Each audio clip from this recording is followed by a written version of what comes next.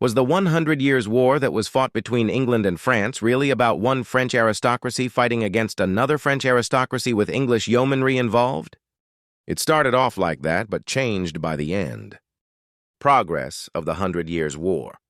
The 100 Years' War began when Charles IV of France died without a clear heir. There were two lines of succession considered, that of Edward III through his mother, and that of Philip, a cousin of Charles IV.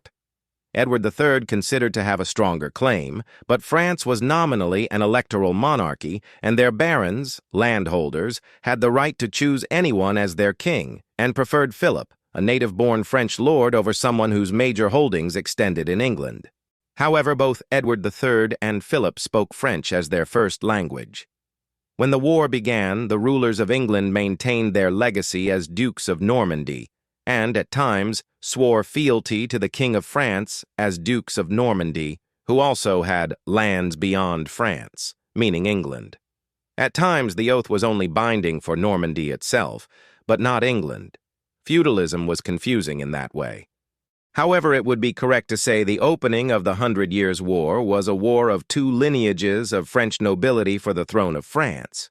Yet this also changed during the war. As Plantagenet possessions in France dwindled, they began to see themselves less and less as French nobles who also ruled England on the side, but as English nobles who also held possessions in France.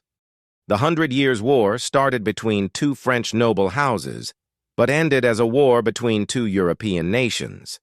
It created the two national identities and also created an epic rivalry that lasted some 400 years.